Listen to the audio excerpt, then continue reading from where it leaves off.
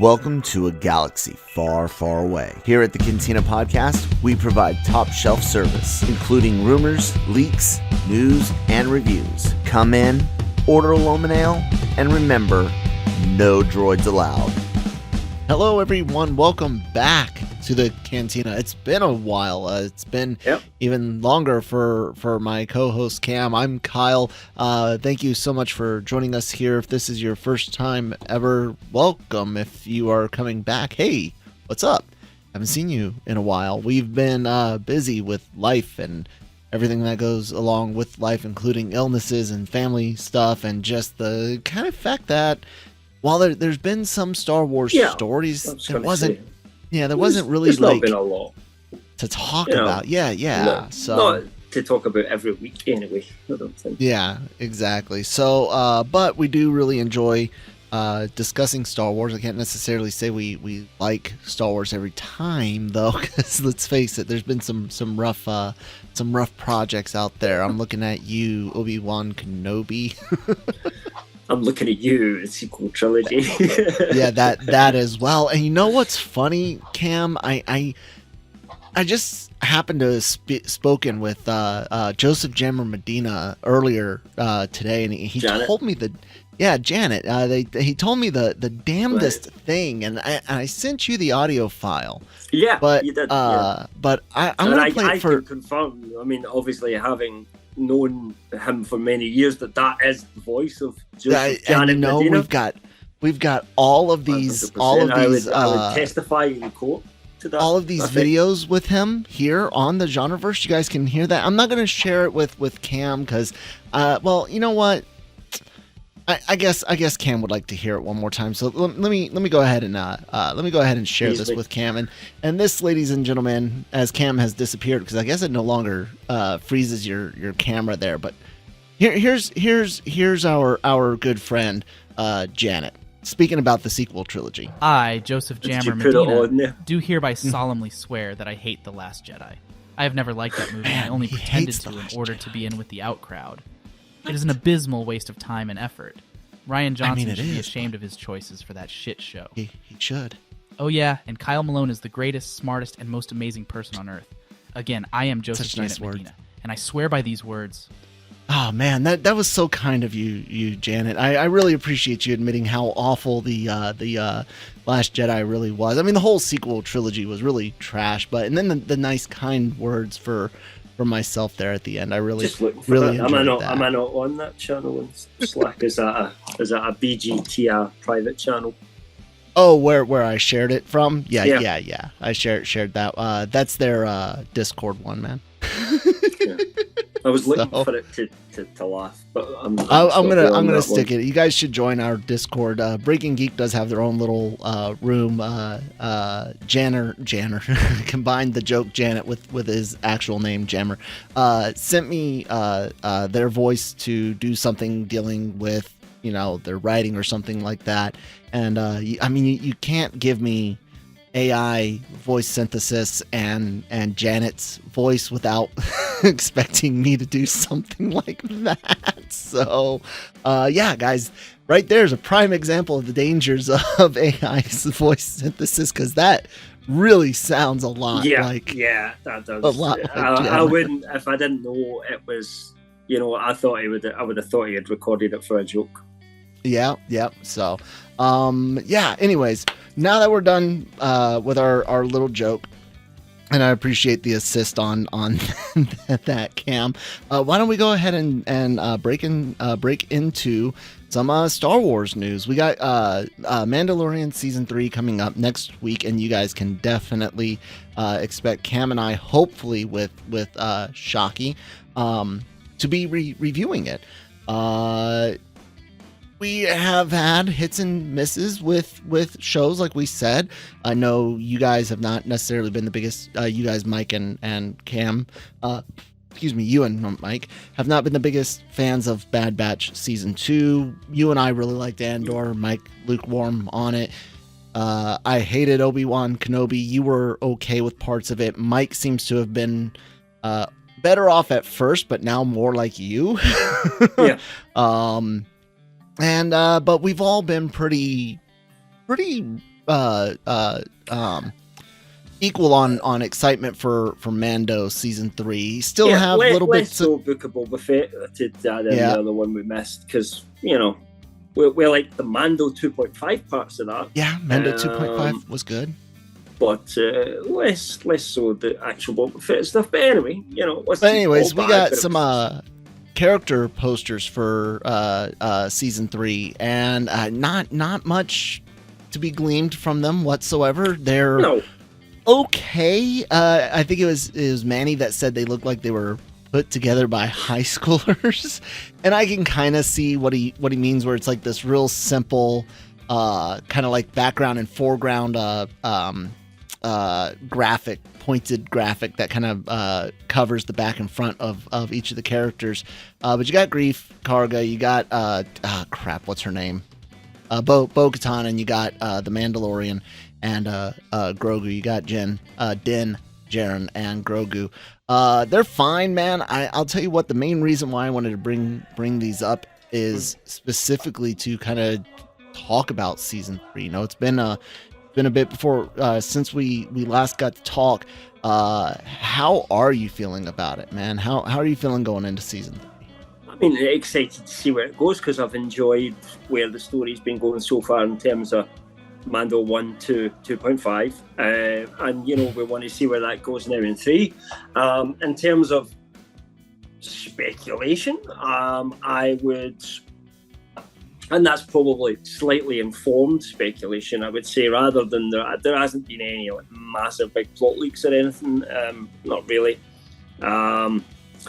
But we have had some rumours about, or things that have been seen on set and filming. So even before the trailers hit, we knew that there was going to be a ton of Mandalorians in this, and given where things had ended in sort of 2.5, it made sense that it was going to Mandalore. So then we see the trailer, and that kind of echoes into all that. I guess the only kind of big rumour, can we talk about rumours yet? Yeah, we can talk about rumors. We can talk about rumors. Potential spoilers, guys, but we don't know that. Nothing too big. Yeah. But I don't know if this has been seen in any of the trailers, but it is rumoured that Grogu ends up inside an IG-11 that he can control and walk about. We heard that rumor a long time ago. Yeah, when was the first time? Was that a season 2 rumor at one point? No. Was it always a season 3? It was always season 3. It's been that long since we heard it that I don't even remember this was when. back when it was filmed. It was back when it was filming. We heard this. Okay, it was I think it was MSW that it came from, probably. But I mean, if I'm doing someone dirty with that, it wasn't us anyway. So it was someone, and that's where I think it came from. But there was a few things in the trailer that I think a few fans that follow the rumours had kind of noted that hint or push towards that and give it some credence. But it's not something we've seen before. But then it won't be a massive surprise when it comes either. But really, other than that, we haven't had anything yet like telling us, like we did for Obi-Wan Kenobi, here's what happens at the end, by the way, which is kind of good. I like that we don't know, and we get to speculate a little bit more as we go through the show and see where do we think this is going, because I think we know where to start, but I don't think we really have any good idea of where we're going with this, do we? Speculation. We know, the only thing we do know is that there's going to be some sort of showdown between Bo and Din, and whether that's ideological, physical, we figure at some point they got to throw down, because trailer, but that could have been just the way that trailer was positioned to make us thrown off the map. We do know that she is intent on following the legend of how the Darksaber can be passed on to a T, because she was like, I'm not taking it from you. No, I gotta take it from you in combat, right? Because he tried to give it to her in season 2. But that is where she, I guess, one bit of character development she could go through is that she goes away from that and decides to actually support Din, rather instead, like, let's go of her ego that way because of what it will cost. Maybe not, but that would still end up possibility. That would still end up being an ideological showdown then.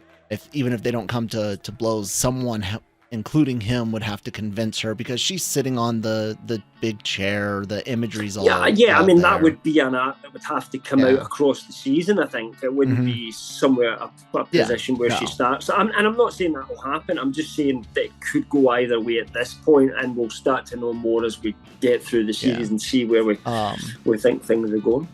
And then we know that things are, well, I say we know, we don't know, but we strongly and confidently assume, that there's going to be things that are going to connect up with stuff from season 2, such as Ahsoka and the search for Thrawn. And this isn't necessarily season 3, but in the future for Mandalorian. And so you got to wonder, how do we start weaving in some of those things to carry Din towards those if necessary. In this season, would it be something they dump off where the end game's going at the some end? point? Yeah. So things like that come to my mind.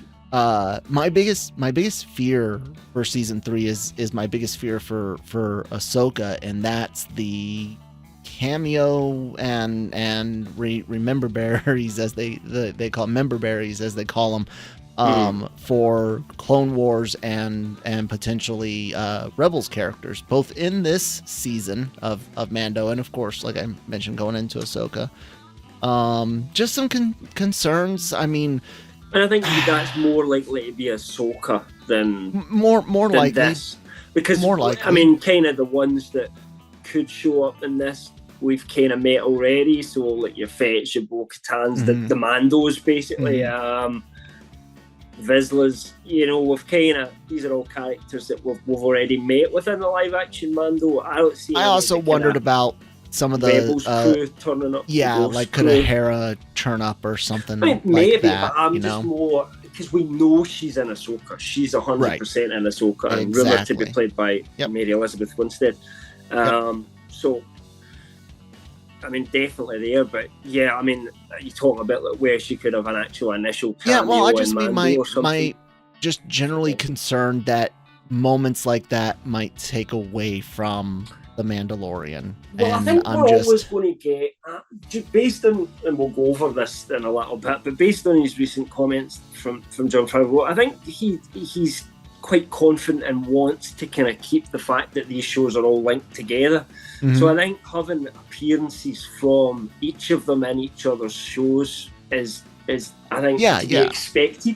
I'm not talking about weaving things nicely together. Like I said, it's just a slight concern that having a lot of hey, remember this moments can stop a story, right. take you out of the story. You'll be a good judge of that because you've never watched Rebels. Right, exactly. So I'm hoping that it doesn't. I'm all about having connections. Hell, that's one of the biggest things we've been complaining about Marvel in Phase 4 and going into Phase 5 is the lack of connections or incredibly weak connections. I just don't want it to feel like a flashcard. Hey, remember, you know what I'm saying? I want it to be substantive. A good story that with no connections more than something loaded with connections that doesn't actually do anything. So I just want to make that clear. I'm not, don't just throw cameos at me because that's not the kind of viewer I am. But I mean, obviously there is a lot of people that like that. But if they do it right, I think the Luke one worked really well in season 2, and it fit. I don't know if it would have if you'd have said to me up front, this would happen. I think I'd have been concerned about it. If we had known about it, it would have been a very, very different and scary thing. Bravo on them for keeping that as secret as they did. Now, I will say, bringing in Luke and Ahsoka, while they were great episodes again in Boba Fett, if that had happened in season 3, I don't know. It's different because it's included, but it's excluded. It's one of those iffy things where I'm like, because it wasn't mainline Mando, I almost forgive it more because Luke is a very distracting thing, and if you begin to use him regularly, then it becomes less distracting. That was maybe what I'm saying? Of their decision of to why to put it into Boba Fett. Exactly, which kind of made it a little bit easier. But it's concerned. Like I said, the difference is if you use him too sparingly, he's a distraction. if you use him a lot, he loses the distractedness, but then you have to cope with the fact that you're using Luke freaking Skywalker a lot. So yeah, I don't think it's one of those things. Too much going forward. I don't think so either. I think we're kind of finished with his story, and I think Ahsoka, Grogu's story, they're all going to go in a different direction from where Luke's is going. And based on the rumours and stuff about Ahsoka and what happened to Ezra and Thrawn, they disappeared. You know, it seems like they are in some different part of the galaxy. And I think what they're doing is almost setting you up where they can tell a different story over there that doesn't have the baggage of Luke Skywalker and then what the crap that it's in the unknown sequel regions. Trilogy It's far, far away from the you know, they don't Empire. have to kill off Ahsoka or Grogu or anything because they weren't around to be able to aid Luke at that time or aid the galaxy against the First Order because they were doing their own shit. The universe the galaxy is big. Speaking very, very big. Yeah, and speaking of Favreau and Grogu, Favreau had some words recently about bringing Grogu back to Din himself. Tell us about what he was saying. In terms of what the long and short of it is, Favreau talked about what he kind of learned working for Marvel. I mean, he was there right at the start for Iron Man, but you know, at this point, he's seen it now right through to where the Russos are doing Endgame and all that sort of stuff. And he says it taught him a lot of lessons. One, that the audiences are a lot basically smarter than they will follow this stuff, especially it's not just the mega fans, you know, if people are fans of it, they'll follow on it, they'll look it up online, they know how to watch relevant episodes that they need to stream and sort of catch up on events that are going on. So you can ultimately be a bit more sophisticated, and that was part of the reason why they decided to kind of have Din come into Boba Fett to let you know that this is all happening at the same time. These are interconnected, and that they could jump in for a chapter and not necessarily affect the rest of that story, but just showing you a chapter from somewhere else. And it this kind of goes flesh back out to an awful show with something good. Well, in that case it did, but obviously that wouldn't be what he was thinking at the time, because he wouldn't have put it out if he didn't think Boba Fett was hitting the mark. It didn't for audiences, I don't think. And I do think they need to look at that show again, because there's rumours it might come back. We're not sure, but if it does, then they do need to look at that. But we'll get to that later. But yeah, I mean, that's really what he was saying, and where that decision came from in terms of trusting the audience to follow along with it, if you like. And he also pointed to the fact that because these are on Disney Plus, and if you're subscribing to the new Disney Plus to watch the new show, you've got access to, you could just go and watch, episode 5 and 6 of Book of Boba Fett if you don't want to catch up with what was happening with Boba Fett. But at the same time, they're hoping, well, you might as well just watch Boba Fett at the same time, So, it kind of makes sense in terms of what they're doing, both from a market point of view, linking it together, make sure that you understand that this is a kind of mini TV universe that they're building as well. But he did also say that, there may be some casuals that just turn up for Mando Season 3 and that they would be putting in recaps for those people. But I guess you or I or anybody else, we can just skip past the recaps, and that's it. Yeah. Move on to the show itself. Hopefully they do it better than frickin' The Last of Us. Every Sunday, it's like skip the recap, skip the HBO Max ad, skip the and even though I pay for ad free HBO Max, they still advertise their own shit on there. So does Amazon and everyone else. But so I have to skip that, then skip the recap, skip the thing about the soundtrack, and then finally skip the opening. It's like literally I have to hit skip like 5-6 times to get to the actual show. I'm way behind in that, actually. I'm only through episode 2. And actually pretty good. Honestly, not my kind of show. It's just a bit too grim, dark, and depressing for me, which is what it's about. That's what it is. And I will catch it, but I've got to be in the right mood for it. So at some point, I'll catch up with them. I've got them all recorded on my kind of TV box or whatever. I can be very similar, where like Christine will be like in a bad mood, not like mean, but just down. And then she's like, you know what? Let's watch this true crime murder story. And I'm like, what is wrong with you? when I'm starting to feel down and stuff, like I'm wanting to laugh. I don't want to be and I guess that just I get dark enough. What kind of entertainment are you feeling like at that time? That's all it is. So. I'm feeling like talking about Star Wars. That's what I feel. No, I'm joking. But yeah, my whole thing when it comes to like, I really don't mind what they did. Like I said, Boba Fett was a rough show. I didn't like it. It just no. It had things that were good. You guys can see our reviews here on the Genreverse, or even LRM YouTube channel at the time, I think. But there were things that I liked.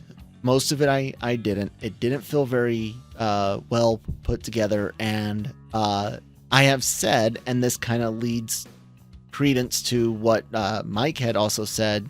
What Mike had. Sorry guys, brain. This is the 4th video I've done today, and it'll be the 3rd that I edit. So, pardon me while I recollect my thoughts on this.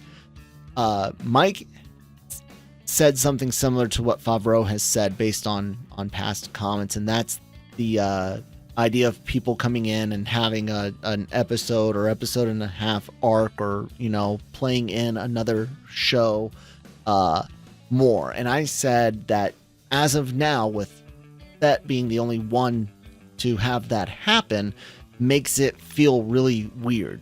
So if they do it in the future, maybe even with Mando 3, with something with Ahsoka or something with Fett, it'll make the Mando 2.5 stuff seem less weird.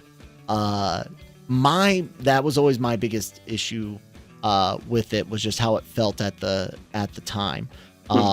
So if they do it more, if they do it more, good, and they can make it feel normal, and then I have no complaint there. My biggest thing always was what actually happened. I'm still on the whole team should have left Grogu. Like, should have left Grogu, had a completely different story. It's a door you can come back to. The whole idea of him, coming back to Grogu at a later point in time is still open, but as far as how they did it, we talked about this at the end of Mando season 2, and them as a pairing is a big part of what the draw of the show is. And we said, like, if they split them up, if ratings fall, they're going to have to put them back together again. It's a really risky move, and it turns out it was never really the plan. It was always just a development. It was a next step, and they were always kind of really planning to keep Grogu with Mando. And if that's the case and that's the way they were going, then it is more about his journey as a Mandalorian, sort of youngling, than it is his journey as a Force user, a Jedi. He's not going through Jedi training, but he's still got those powers, and those powers are going to get stronger. He's just not got anyone really teaching him to refine them in any ways, but he's still, it's not as if he's going to suddenly stop using them or not learn to become more powerful as he goes. I really love that moment between Din and Grogu with removing of the helmet at the end, and this happening so quickly after. It's kind of like so on my last deployment, my very, very last deployment to Afghanistan that I did in 2013, our flight got delayed, right?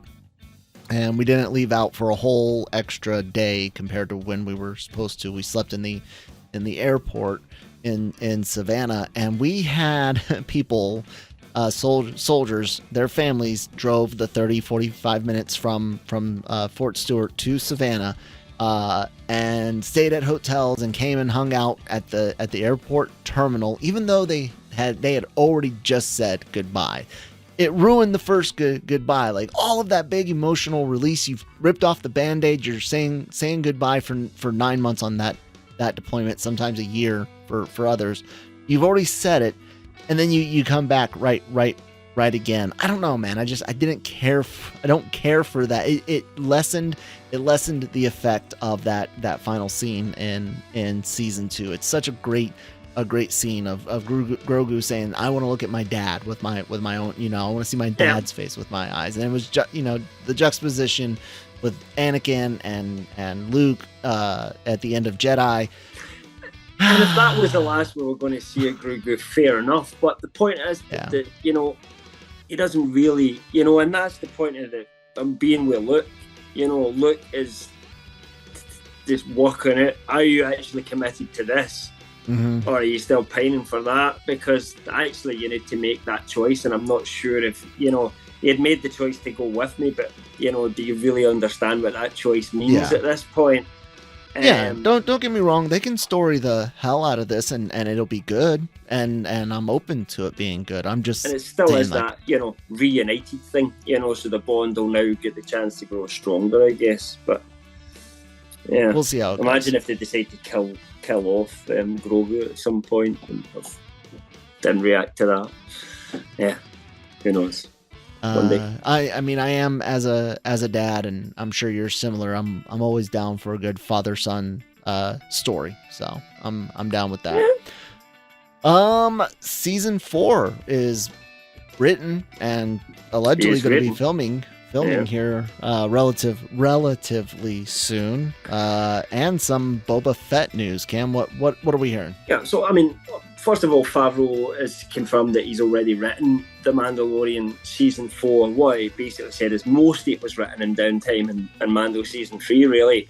But there was some things they were waiting to see where Ahsoka went, which would have potentially have an effect on where things went in Skeleton Crew, and again, for him to go to sort of Mandalorian Season 4 coming after both of those shows, which is obviously it will do. But it's written now, and from what we hear, it's going to film very soon. So that's fact that it's written, because it comes straight from Jon Favreau. But on the rumour front, NSW are saying that they've heard that it's booked in for October and that it should be set to film, and everybody's getting set up for it, etc. as well. And one of the things that they have heard is that some of the people that are working on the sort of pre-production, if you like, are working on Boba Fett items. So suits, ships that they recognise as not just being, Mandalorian, which would be pretty obvious, but actually Boba Fett themselves. And that some of these people assumed, but hadn't been told, that they may have been working on a Book of Boba Fett Season 2. However, the outlet NSW says they don't know that's the case. They've not heard that Book of Boba Fett 2 is actually coming. This could just be that Fett shows up and is at that particular time in Mando Season 4, his story comes back into it again. So they can't say for certain whether it's going to be that or not. But the people working on it certainly don't seem to be aware exactly what show they're working on, if that makes sense. Yeah, and I don't want to talk too much about Season 4 of Mando without knowing anything about Season 3. No. But I can say that as of right now, I really have no interest in Book of Boba Fett Season 2 at all. I don't. I like the Marshall character. I like that he's still alive.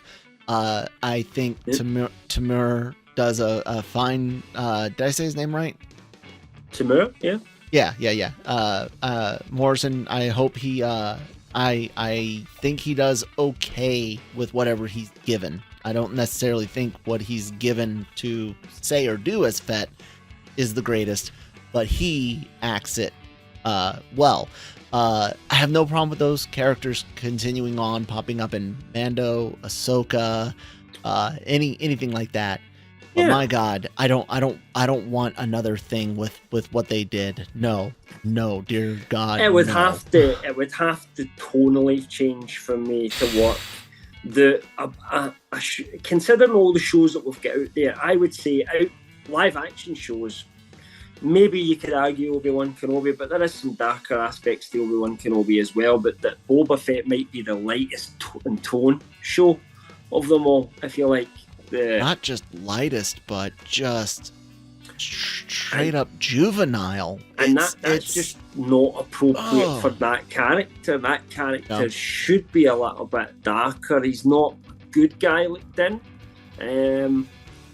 He's not necessarily a bad guy like Vader either. It's, you know, we've often spoken about this. Fett is a kind of neutral character. He's doing what's best for himself. He's more like the man with no name out of the, you know, he won't necessarily do something horrible for the sake of I'm a nasty bugger and I'm going to shoot somebody because I don't like them. But if you get in his way, you know, and try to stop him doing what he's doing, which is making money, oops, you're dead. We always said the blueprint was, or, you know, the base was Tony Soprano. That was the base. That's the base.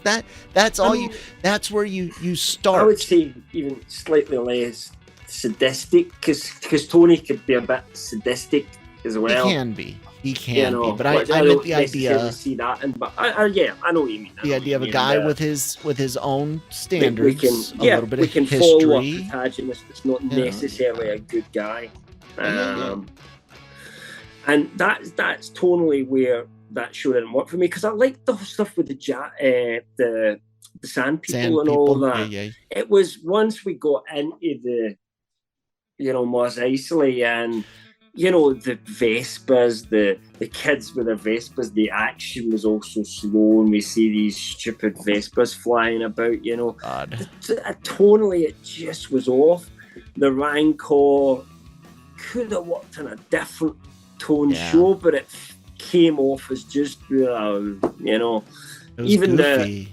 the black sort of Stanton fight was a bit, you know, lame for goofy. You know, what I'd expect to see for these two kind of quite lethal bounty hunters going at it. And that's, to me, it was this, the show had this tonal problem. It wasn't dark enough. It was too light-hearted for a show about Boba Fett. But, you know, I'm not against it coming back, but if they bring it back and they just do more of the same, then I'm going to trash it. So, you know, it's up to them. Trash it. And we'll see right here on the Cantina. There's not a lot of people I hear, you know, screaming for how much they loved the Book of Boba Fett, other than those middle Mando episodes. So, yeah, pretty much. Like I said, there were things that were cool. Cad Bane, I know some people are disappointed that they killed him in the show so quickly. I thought it was cool the way it was done. I have no affinity for the character from the cartoon, so it didn't bother me how quickly they killed him. It bothered me that there was, you know, a potential there. The Marshall character's fine. I just, it burned me, man. And I'm tired of being burned. Marvel's burned me a lot. Star Wars has burned me a lot. The only thing not burning me is the freaking anime. So, I mean, Marvel's been burning me more recently than Star Wars, I have to admit. I mean, we've just come off Andor, which was such a high. So, Star Wars is kind of riding high for me. I know before that we had Book of Boba Fett, and that was a bit of a low turn, but we still had those good couple episodes in the middle. We also had Kenobi. Back up again. We also had Kenobi. You know, I guess you hated Kenobi. I didn't hate it. For me, it was executed badly. That was the problem I found with Obi-Wan Kenobi. I think they had a decent enough idea that they didn't put enough just loving care in making sure every little thing ticked off and worked nicely. It felt rushed. And they did all of that to the canon for absolutely nothing. Or nothing. Anyways, last bit for the day. We've got a big Star Wars celebration coming up this year. It's returning to the UK. Going to be there in London, baby. Yeah, big deal. Nothing good has ever come out of London. There's been lots of good things to come out of the UK. Like America. So yeah, I mean, that's the best, right? It came out of the UK, didn't it? Damn right it did. Damn right it did. The best things you guys ever, best idea you ever had, you just deposited right here, left it, abused it, smacked it around a couple times. A few other countries mixed in here and there, but it was mostly British people. Let's be honest. It was. So I was also thinking things like, Monty Python and Fawlty Towers and things. Well, let's not start making a list. Since I'm British, I'll be here all day.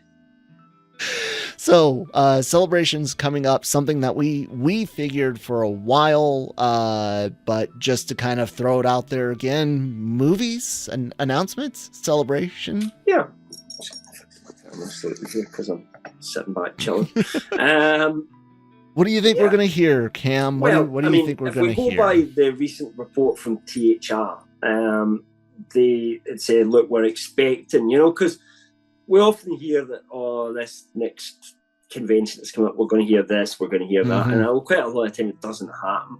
But rarely did they even have plans for it, and they'll change their plans so it doesn't happen. That'll even happen sometimes, and that could happen again. There's no guarantees, but if THR's hearing that they're planning to kind of unveil what's happening in the movie side, then I would say there's a good chance that that's going to go ahead. So there are, let's think. Well, I guess there's three main movies Lindelof, that are in the works. Feige. Four, we could say, if we count Rogue Squadron, but because we don't know what's happening with Rogue Squadron, I don't know if we can add that one in. We know Patty's pretty free these days. Yeah. So, and we'd heard it was never canned. It wasn't, we're not making this. Yeah. There was, as far as we know, it's still churning over there at Lucasfilm. But anyway, obviously we've talked about it on the show before, but there is three movies that we know 100% are in development. And that is one, Damon Lindelof produced Star Wars movie. Rumours around that so far are that it's set after the sequel trilogy, may even involve some of those characters coming back, but the leads of the film will be two people of colour, male and female, which is kind of normal for Star Wars, a male and a female lead, and one of them is rumoured to potentially be, I can't remember how to pronounce his name there, because I don't want to make a fool of myself. Is it an actor or a character name? Yeah, the guy that plays Black Manta and I know it's Abdul Mateen the second. I'm sorry. Yeah, I just couldn't remember it off the top of my head. I've written it so many times, but writing something and saying it is very Abdul. I said I kind of combined his first and hyphenated last name. So Abdul Mateen the second. Yeah. Or Matty, as we like to call him on the show. That's the rumour anyway, that he's in talks for one of those lead roles. From what we can tell, that one seems to be furthest along, because there is supposedly casting discussions happening round about it. There isn't really when it comes to the other side of things. There's also a director, I think, rumoured for that film. It's a female director. Again, I've forgotten her name because it's not somebody I'm familiar with from any of their work previously, because obviously Lindelof was never, I don't think, planned to direct this film. So that one seems to be the best guess for what we'll hear about, and probably furthest along. We also have the movie, which is the only one that was really announced outside of Rogue Squadron anyway, which was that Taika Waititi was developing a Star Wars movie. But really, we've had no updates in that since the last time Taika said, him and his writing partner, I think it's Kirsty Wilson-Cairns, that's who he's writing the screenplay with. And Charmaine Obaid Chinoy, that's the director, is the director for Lindelof's. Yeah, Lindelof's. Yep. And and as far as we know, that's it. No other updates on that. So have they finished the script and they're moving along in other ways? We genuinely don't know what's happening with that, or is the script process not gone well and it's moved on the side? There's no reliable anyway. There's no reliable rumours run about that show. So maybe we hear some more about where that comes, or where that is, or what position we're in. They might announce a name for it or a date for it and say Taika's movie will be out. Who knows? And then the third one that we know is definitely in development is that Kevin Feige was producing a Star Wars film. And we know who was writing that Star Wars film because we have quotes from the writer, and that's Michael Waldron, who is also Doctor Strange and Multiverse of Madness Loki season 2, and I think he's writing Secret Wars as well, if memory serves, you know? I think so. I'm trying to look it up. Can you? He's not writing Kang Dynasty because Jeff Loveness is writing. Yeah, it's Waldron. That is Waldron. It's Waldron. Yeah. So he's got quite a lot on his plate,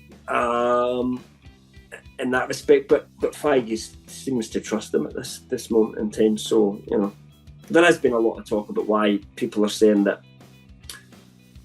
Marvel Phase 4 and 5 so far has been a bit too Rick and Morty, because they've tapped up two of the writers from Rick and Morty and how they're very different universes that both deal with the multiverse. But, I think you could argue that maybe with Loki a little bit, but I don't know. Anyway, it's no reference to Star Wars, does it? So not really. We'll have to see how that goes. But that's the three movies that we know exist.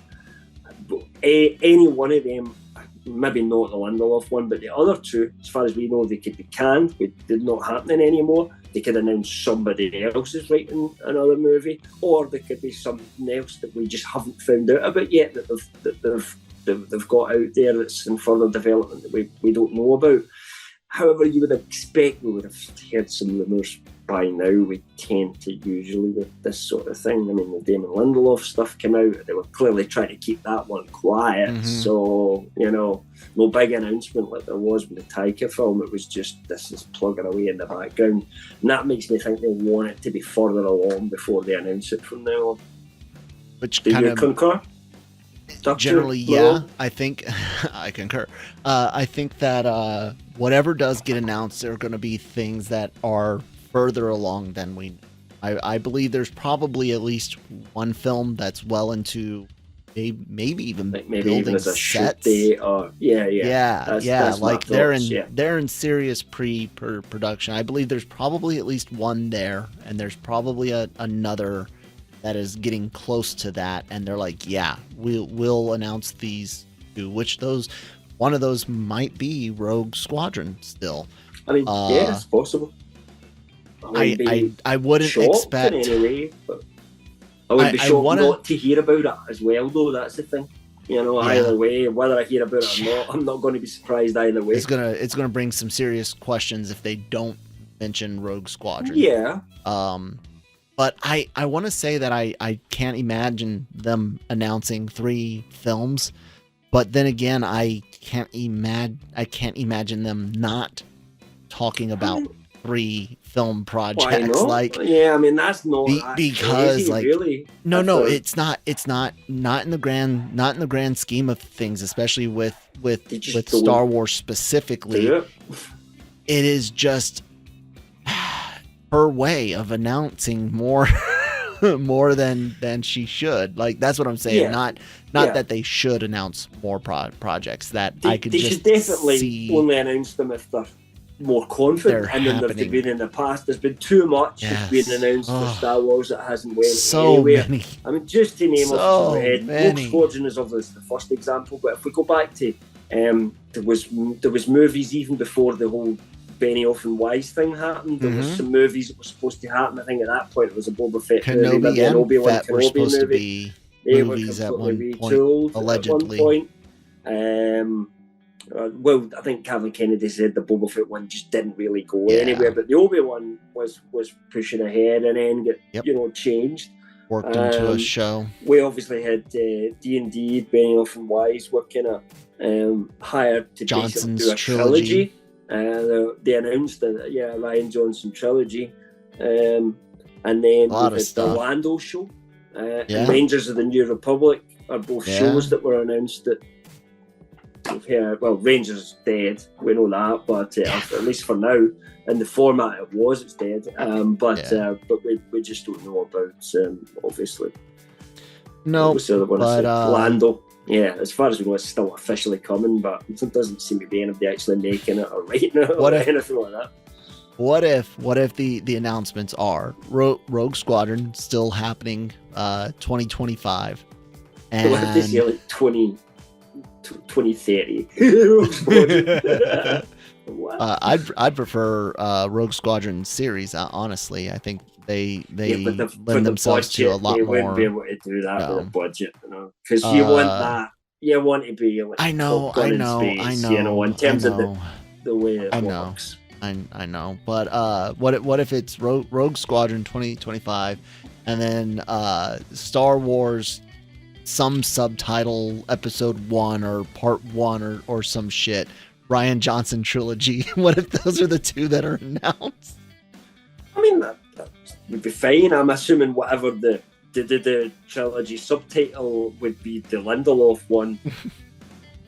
I get the feeling that it's not like the Lindelof's movie and then Taika Waititi's movie takes that story forward. That doesn't feel to be the way this is going. And then Feige's is like the third one. That's not what I think's happening here. Not this time. Or I'll be surprised if that's what's happening.